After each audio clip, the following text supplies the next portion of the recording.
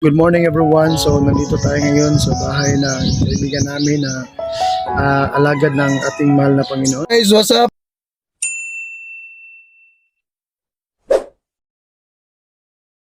Going to Digo City together with my beautiful mother on earth. So nakaligo na siya, nakabihis na siya. Nakabihis si mama, base na base. Gusto niya ma-meet yung best friend niya na pastora. Okay? So, Pobre yung mga malampasan na, mga testing na sa Ginoo, mga asa ko ito yung pagdawat ng sitwasyon na. okay. Kung kayo kung nagsapir ko si Jesus, tinawag ko na ito pagsapir. Kay imo isipon ko no, hindi kayo tabiyaan sa Ginoo, pero kita nga tao mamibiya sa iya. Kay humanap ko na makaalay o dugo. At itong pagpangutuling mo siya katong ipangkutol ang 1 year nga mga bata dito sa Egypt, ang mga Hebrews nga kuan ipagpatay ni Herodes kayo nakaingon siya mga apil si Jesus. Adi sila nag-alay si Jesus sa ato kumana ta nag-alay o dugo Ginoo at itong mga bata nga ipangkutlan dahil lang ko sa mga hilak sa pagkanan ng igsuon at mga bata nga o may sala ipangkutlan kay mga mandasyon to ni Herodes. Kumanata niya ikaw paghangan dawat na ka sa Ginoo sa pagkasapulong sa Diyos magbiya pa ka sa iya. Mauso to yung magiging ganina bitang opat ka looks or looks. So to i-discuss that sa ako. Ang inner looks kanang tanaw ni mo ang imong performance kung okay na ba kay wala mo tanaw ang Ginoo sa gawas kundi di nagtanaw siya sa sulod. So ang imong gayon inner looks samtang pa ka kinahanglan kanang right standing nakapatubaman sa Diyos kay mo manay meaning sa righteousness, right standing before God at man. Ang ikaduha nga looks kuan side up. Ang side up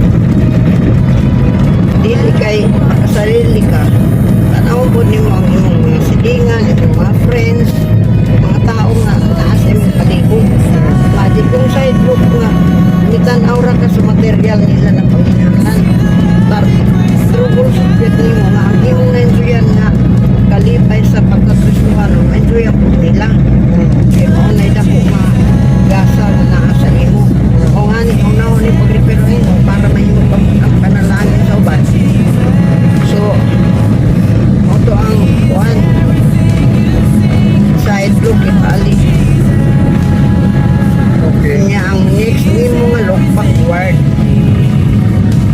na ang experience sa backward ang hindi mo din pinanggalingan hindi mo karelasyon balik kong pupre ka kanyado kung dato ka ini ka Kristohan mo dito mausap ano na ka nga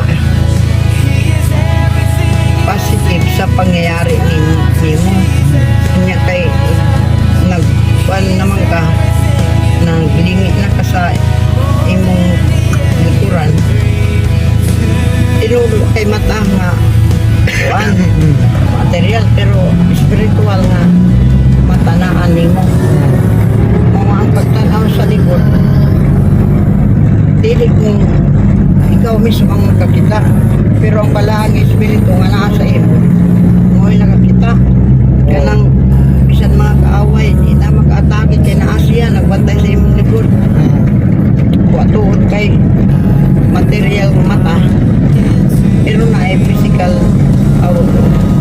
mata pero na spiritual mata na may magpisok sa imong unaan na ay balik ang imong mag-order mag-rider yeah, pero bisan ka lang nag-rider sa imo kasi paghihapon nga mission nimo ang pag-pasiguro ka niya nga sa Ginoo. O na imong kuhan sideward na siya backward. So hindi ka lumingo sa inyong panginanggalingan Kaaway kapag arating sa inyong parurunan.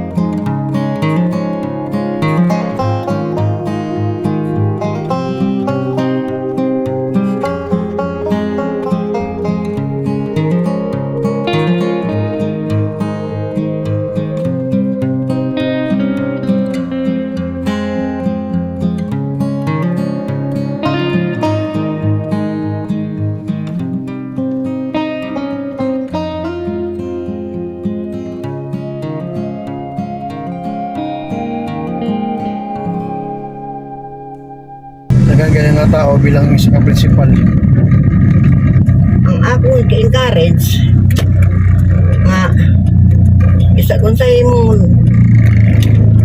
dating sa imong kinabuhi ipag malaki jud nimo ang Ginoo sa imong kinabuhi kay once nga mao na imong buhaton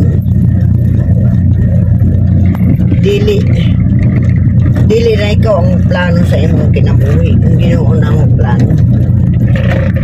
And a half hours later. So ayun guys, nakarating na kami dito sa bahay nila ni Pastora Marlene. So ngayon titingnan natin kung ano ba kaganda yung bahay nila Pastora Marlene, at saka napaka-excited kasi matagal-tagal na kami hindi nagkikita, at sigurado ako mayroong mga surprise na mga gagawin dito si Mama at saka si Pastora, lalo-lalo na ang ating mahal na Panginoon. Okay? Come on. Oh, ayan guys, nandito na kami dito sa bahay ni Pastora Marlene Flores. So hindi na ako nagpaalam kasi kilala na nila yung sasakyan ko dito. Okay, so ayan, napaganda po ng bahay ni Pastora Marlene, may swimming pool. Nauto mo kasi. No. So ito yung bahay ni Pastora Marlene. Take a look si Mama.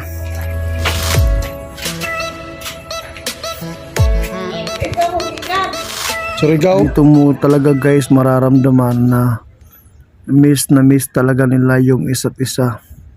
Tingnan mo yung yakapan nila. Halata talaga guys na miss talaga nila yung isa't isa. Tingnan mo, ang grabe, napakahigpit talaga ng yakapan nila. Ano ka yung mga byuda dito eh? Ay, tao mo naman guys, pastor. Hallelujah. So ito po yung bahay nila guys. Ayan. So napaganda po ng bahay nila Pastor Marlene Flores. So talagang pinagpala ng ating mahal na Panginoon. Kaya napaka-inspired po ng buhay nila kasi dumaan din sila sa mahirap guys, no, na dinaanan nila. Kaya sabi nga, don't put a period when God put a comma. Kasi nga, kung comma kasi yan, to be continued pa rin buhay natin. Kaya kung ano man yung status mo sa buhay mo ngayon, at kung ano man yung mga problema mo ngayon, guys, ito lang yung masasabi ko sa inyo. Don't put a period when God put a comma. So, continue to pray, no? Sabi nga, push, pray until something happen, no?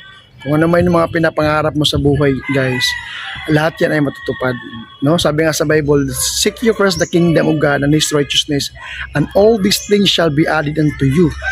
Then, another verse of the Bible in connection about this verse, no, in Philippians chapter 4 verse 6, yeah, do not worry about anything, instead pray in everything that you need with thanksgiving of your heart, no? And another proof, guys, sabi na Bible, whatever things you ask when you pray, believe that you receive them and you love them. So that is the word of God, guys, no?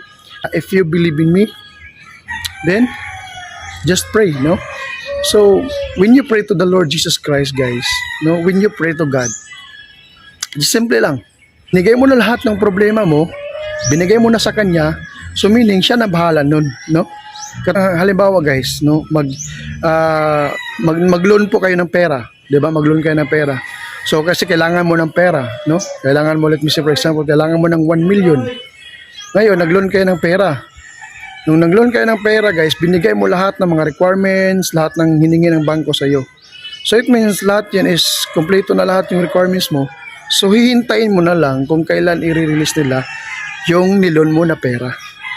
So, yan guys, di ba? So, that's a wisdom, guys. So, that's all for today, guys, no, for this vlog. Sana maintindihan mo, guys, na kapag may problema ka, guys, ibigay mo lang lahat sa ating Panginoon. Ika nga, do not worry about anything. Instead, pray in everything that you need with thanksgiving of your heart. Kaya ibigay mo na sa Kanya lahat, guys. No, ibigay mo na sa Kanya lahat. Give na lahat yan. Wala nang kapantayan sa Panginoon. Siya na bahala lahat, guys. Siya na sasagot sa iyo. Okay? So, hintayin mo na lang kung ano yung magiging resulta sa mga prayer niyo, guys. Okay? So, thank you for watching this video, guys. I hope you learned something from me. Please don't forget to subscribe my YouTube channel and please like and share.